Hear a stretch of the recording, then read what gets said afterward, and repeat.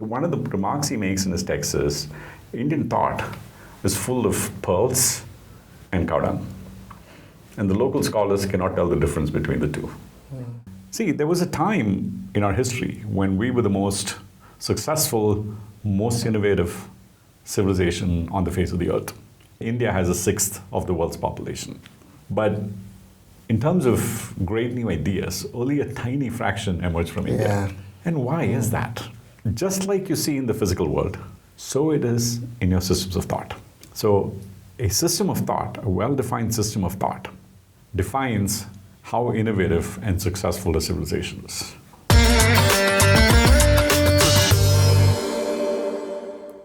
Hey, wonderful to be here, and thank you for this. Amit, it's so good to have you, man. Did you find it easy to get here? Much simpler than I thought it would be, actually. And honestly speaking, as I stepped in, I was quite bewildered. I've not seen a studio space like this. Yeah, Really? I had great help. One of my good friends, Vinod Gowda, phenomenal guy. He actually helped me set this whole place up. A friend of a friend is a friend? I'm assuming so. I can ask him. Right. So, Sure. So now that I'm here, you did promise me that you're going to take me out for a wonderful trip and a journey. yeah. Actually, it's my journey. All right. And I'm walking you through it. Yes, I see something laid out. Yeah. So these are the milestones of my journey. So let me kind of give you a little bit of context. Sure. What the topic itself is. The topic is systems of thought, Indian particularly. So why is this of interest to me? Well, for a while, I've always thought, I know that India has a sixth of the world's population. But in terms of great new ideas, only a tiny fraction emerged from India. And why is that? Right? And what are the reasons? And when we were young, we read history, we read about Harappa and Mohenjo-daro and the Mauryas and the Guptas and the Some more than the others, but yeah. and the British and so on. And then when I was young, I also kind of, I had an interest in history. I read Nehru's discovery of India. But through all that, the sense that I got was that I was reading a postmortem of a dead civilization. As against the new ideas, flourishing. Right. I get what you mean. So I was more interested in the engine of thought that drove the Indian civilization. There was a time in our history when we were the most successful, most innovative civilization on the face of the earth. So what was the engine of thought that drove that? And why did it die out? I was really interested in that question. And the reason it's fascinating, because we humans, we're creatures of habit. You build as a structure and we flourish within that. So for example, you've seen the Bangalore BBMP layouts that they construct. Yes, of course. Roads, crisscrossing roads. We felt it as well. Sorry. So people build houses, like tiny bits of difference, but similar houses, different colors. And it looks like a beehive, right? So people build and flourish within that. Or in the US, you build highways and you mark the lanes and people drive within those lanes and go places. And they do all kinds of interesting variations of those. Or Amazon goes ahead and sets up an infrastructure where you can buy and sell your products anywhere. And people go crazy, coming up with new products and selling all over the world. So just a minute there. So what you're saying is that if there is a strata and an ecosystem, that helps things to flourish. Am I correct? That is correct. Sure. But if you think about it, just like you see in the physical world, so it is in your systems of thought.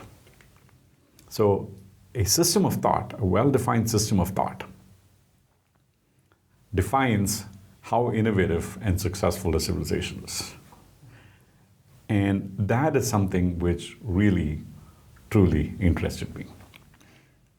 Sure. And that is my journey. Lovely. So- there are different colors, which Yeah. are not lost on me.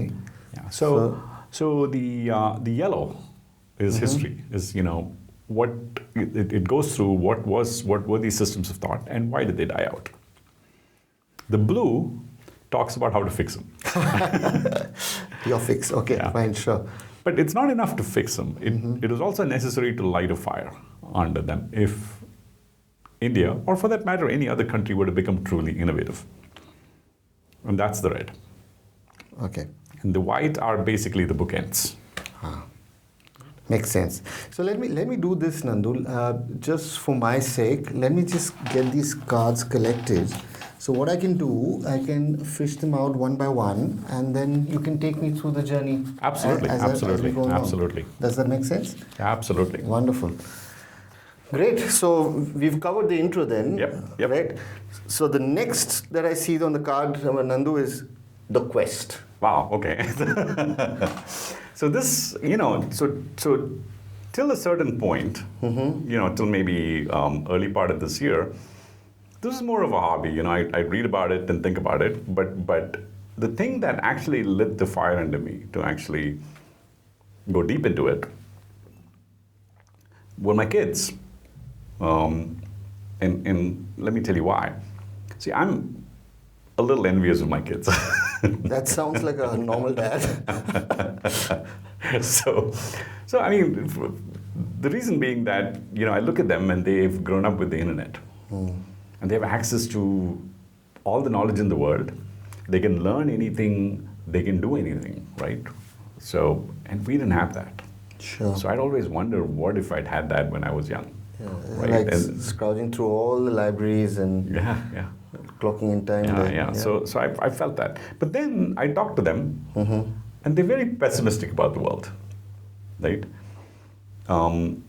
So they look at, they constantly sent messages about climate change and pollution and wars and, so on and so forth. And so Imagine. they're despondent. And I think that's sad.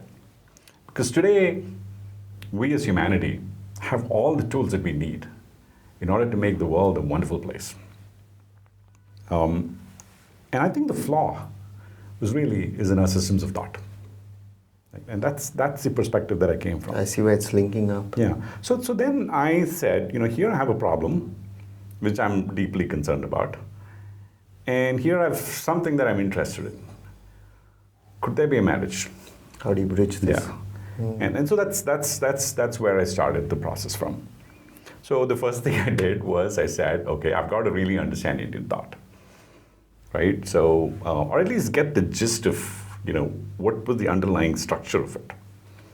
And so the very first thing I did, idiot that I am, I went and got myself a copy of the Encyclopedia of Indian Philosophy. How big was that? and this is a publication by Motilal Banarsi Das, Okay. very well put together. All right. And 26 volumes, Oops. 10,000 books. Wow. I said, okay, no friggin' way I'm going to get through this, right? It's sheer luck So that you're then- sitting here not buried under them. So then I kind of, reset my expectations. I said, what I'm going to do is go through a few books, which from where I can get the gist of this. But I didn't want to go to translations or translations of translations. What I really wanted to do was to get to the actual original text. Yeah, right. Right? And so I found books like Yoga Sutra, Sankhya Karika, some of the books on Vedanta, and outside of philosophy, I looked at Arthashastra. So a few books that I went through. And I found some very, very good direct translations where I could read the original and the translation, and this is one of them. It's a beautifully done book on the Yoga Sutra, done by a gentleman called Shyam Rangnath out of University of Toronto. It's not just the translation itself, right? I mean, he talks about the context of the translation and where translation falls short. Wonderful. But it gave me a very, very good visceral feel of what was being said. And I did this with the other books as well. And sometimes I had to go to translations that were done in the 19th century, right? So as I'm going through this, I found two very specific patterns. So the first is that the Indian thinkers were primarily system thinkers. And what they were doing were actually building knowledge systems. So let me kind of explain both these words. So system thinkers, it's a much easier explained through an example. So the comparison of Sun Tzu's Art of War to Kautilya's Arthashastra. So Sun Tzu's Art of War is very specific. How do you win a war, right? Right. Fighting battles or not fighting battles. Chinese are very good at that. And it's a very, very well done, very well done textbook, right? Kautilya's Arthashastra deals with the same topic, but in the context of statecraft, right? So he's actually first saying that the purpose of statecraft is to improve artha. Artha means prosperity. And so he looks at the state as an instrument of it and says that, builds a model of how states need to interact with neighbors and neighbors of neighbors and builds that whole structure up. And then looks at war as an instrument. Right. So it's a much more war is just an instrument to get to the end. To get to prosperity. So it's a very, very different outlook on these things. And most books in India follow that structure. The second is that these are very well constructed knowledge systems. And a knowledge system is a much more expansive concept than a science or a craft, right? And could you expand on this? Yeah, so it's not just about see. For example, if you look at science, it really tells you how do you go through, develop hypothesis, and build knowledge, right? Right. But a knowledge system actually develops more around not just the method of doing that, but why you're doing it. Sure. And what specifically do you need to do around that? So I needed to actually come up with a word to define a knowledge system and also give a very accessible, simple, rigorous definition for it. So I couldn't find an equivalent word in English, so I repurposed the Sanskrit word darshana. So is that what's... Yeah, that's coming up next. I repurposed the Sanskrit word darshana. Okay. I mean, Sanskrit's a great language because every word has multiple meanings. I mean, it's obviously has its downside for having that, but every word has multiple meanings. So I felt at liberty to take a word like darshana, which means perception, and sometimes also means analysis, to mean a knowledge system, right? And then my next task was to put a rigorous definition around it.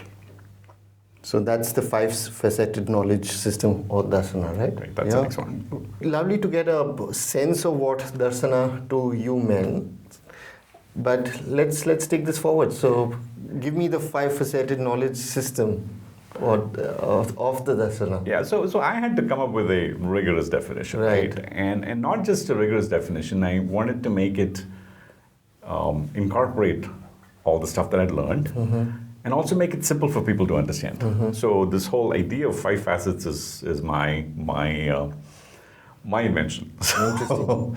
So the five facets are essentially the goal, what, how, method, and action. Okay. Could you repeat that? Yeah. So it's essentially goal, which in Sanskrit is lakshya, what, which in Sanskrit is prama, the how, which in Sanskrit is pramana, method or samvada, and action or prayoga. These are my definitions. Right. So we'll go through lakshya and prayoga in a little detail, right? Addressing the other three as well. So. Yeah, I mean we'll do that in the next in the next piece, which is fantastic. Akshapada's first sutra. So every Indian knowledge system, right, has a lakshya. It's a very well-defined goal. So if you look at Arthashastra, it is prosperity or artha. If you look at something like the Yoga Sutra, it's very clearly moksha or salvation. So in Indian knowledge systems, there are 4 well-recognized lakshyas that you can have. Moksha, salvation, dharma, or righteousness, artha or prosperity, and kama or pleasure. Wow. Okay. I know this. Yeah. And every text then also gives you specific actions that you can take to achieve that. So for example, if you're looking at Yoga Sutra, it'll tell you obviously yogasanas or meditation, but it's clearly much more deeper and more sophisticated than that. But you really have this interplay of goal and action in each of these knowledge systems. So to get from the goal to action, you really need the other 3 pieces: the what, the how, and method. And in order to get a more rigorous definition around that is why I had to go to Akshapada's first sutra. All right. So here it is. Akshapada's first sutra then. So, in my 5 facets, I needed to get a little bit deeper into the other 3. The what, the how, and the method. So, prama, pramana, and samvada.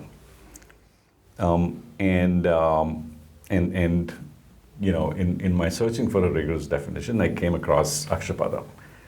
Massively interesting character. So he was born, so a little bit about him, his name. He was always lost in thought and would fall into ditches. So the story goes that Brahma gave him eyes on his feet. Oops. And that's Akshapada, right? Eyes on feet. So he was born at a time when the major heterodox philosophies were starting to flourish, Buddhism and Jainism and so on and so forth. And everybody obviously was trying very hard for royal patronage, for getting more adherents and so on and so forth. And he wanted to find a way to have a rigorous understanding of who was right and who was wrong, right? And out comes this treatise called Nyaya Sutra. And his purpose right up front is, how do you ensure right cognition? How do you know whether something is true? And he just dives, it's a short, beautifully written book, right? The Nyaya Sutras. And in his very first sutra, he goes through and defines 16 constructs, right? Which lays down the framework for how do you look at knowledge, how do you understand truth. And those 16 constructs I've redistributed into these 3 to make it more palatable. So the first one is Brahma, which is essentially your model of the world. So for example, if you're a surgeon and you're operating on someone, and let's say you're a cardiac surgeon, so you need to know where the heart is, hopefully. As a start. You need to know where the stomach is, you need to know where the organs are, and you need to know their relationship, you need to know the functional. So there's a ton of stuff you need to know. And that's Brahma, right? And so it's knowledge? Yeah, it is structured knowledge, right? And Brahma is further broken down into propositions which are called prameya. It's not always necessary that you'll have the right model of the world. So for example, the Egyptians thought that your brain and your mind was all over here. And so when they had mummies, they would stick the thing up their nose and liquefy the brains and bring it out. They thought the brain was a vestigial organ, right? Or for example, Aristotle thought that the sun revolved around the earth. So Akshapada recognized that there needed to be a mechanism to validate the truth of the propositions, right? Sure. Of the prama, and those are pramanas. So he describes 4 specific ways you can do that. The first is pratyaksha or perception. So if you and I are taking a walk and we see a tree, we can both see the tree and we can agree that there's a tree. So that's pratyaksha. The second is anumana or inference. So if we're walking further down and we see a car crash into a tree, we can look at it and say, well, the car must have been moving before it hit the tree, right? So that's anumana. Third is a little controversial, shabda, right? Which is essentially the word of someone, right? I mean, the word of someone who can be relied on. So, for example, the Buddhists believe that Buddha's word is truth. So there's you some derive everything from, reverential this thing effect there. And clearly not everybody agrees on the other person's shabda, right? And then the fourth was brought in to deal with some outlier cases. It's called upamana, which is essentially, if you're trying to describe a tiger to someone who's living in the Arctic and never seen one, you would essentially do it by comparison. It's like a cat, but it's way bigger and it's got stripes and so on and so forth. So that's, you have a model of the world, you have mechanisms to figure out, to tell, whether something is true or not, but you need the processes. And Akshapada spent a lot of effort on the processes. So if you look at the 16 constructs, 2 I've defined, the remaining 14 fall into Samvada, right? And so he defines very closely things like a settled fact, siddhanta, or an example, drishtanta, or a false argument, chala, or a discussion, vada. So he defines 14 of those constructs. Now, these would have been very useful to someone at that point in time who was refereeing a debate. So he could easily say, oh, that's chala. Make sure your arguments are more in line. So ability to have process around that is essentially what I'm calling method or samvada. It's kind of guardrails. Guardrails in very, very well-defined constructs that allow you to and mind you, India at that time was a very oral culture. We didn't write anything down. Right. So it was incredibly important for him to have all these structures in place in order to be able to have a properly defined structure of a knowledge system. Now, this structure became the standard on which pretty much all knowledge systems were developed for the next 1500 years. And to see where it got to, we have to look at the next story, which is the story of Hsüan-tsang. Right. So that brings us to Xuanzang's backpack. Yeah, it's fascinating story. And Hsüan-tsang himself, we learned about him in our history textbooks. And Hsüan-tsang himself is a very, very remarkable character. So among Buddhists, you become a novice when you're about 12. And by the time you get to be a full-blown monk, it's kind of like getting a PhD. You got to learn a ton of stuff, right? In your 20s. Hsüan-tsang became a full-blown monk at the age of 13.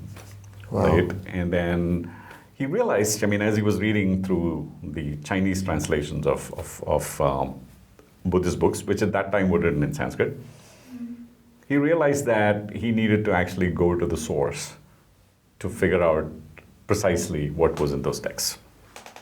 So he undertakes a 17-year journey to India. Oh, lovely. So effectively that also means that whatever he was learning in China had the original texts from India. Yeah. Right, so Buddhism had been around in China for a while by now, right? So this was around the 7th, 8th century CE. So when he comes to India, his experience is great. People treat him with a lot of respect. The scholars are willing to engage him for long periods of time and give him all the knowledge he needs. And he makes his way and ends up at Nalanda. And his account of Nalanda is fascinating. I actually managed to dig up the original memoirs of Xuanzang and look at what he said, right? What is it? Where does one get that? No, you can Google it. Well, it turns out that one of the things he talks about are the Dwarpalas. These are the people who stand at the gate. And these are usually some of the top students and debaters of Nalanda who are standing there. And if you need entrance, you need to debate them and they have to deem you acceptable. Okay, it's kind of like an admissions test. Yeah. Thank God that system doesn't exist anymore. Or rather, during our times. 10 to 15% acceptance rate, right? Think about it. I mean, you're coming from China or Korea or Southeast Asia or even other remote parts of India or Sri Lanka, and you show up there and they tell you, I'm sorry. It's time to go back. 17 years. Time to go back. Time to go back. So it's a pretty rigorous system. So he gets in, and then he talks about what Nalanda itself was like. He talks about the library, for instance. He says it was 200 feet tall, over 20 stories, housing thousands or hundreds of thousands of books. And even within the hierarchy at Nalanda, you were basically given a rank or respected based on how many of these texts or how many different areas you were proficient in. And Hsüan-tsang during his stay here gets to the very top. And he's a very well-respected scholar, right? He also talks about, interestingly, the educational system in India. Now, it's true that at that time, like in the past, India had its caste hierarchy, but for those who were provided education, they were, as children as young as 7 or 8, were taught Hetu Vidya, which is essentially the Buddhist form of darshana, right?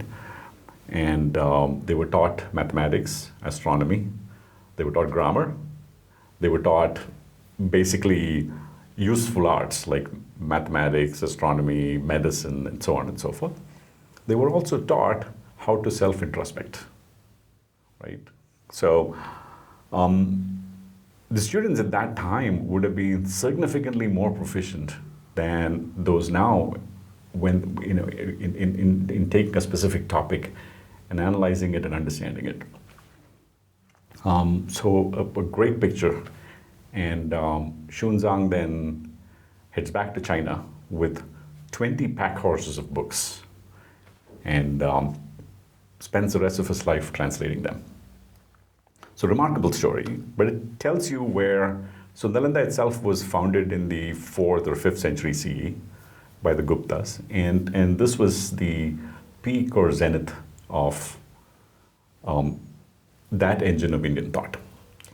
So essentially, just to take a break there, so essentially, effectively what you just mentioned is that in those times, if you had anyone who had the rigorous training that, the system imparted, would be able to unpeel anything to its essential core. Right. But,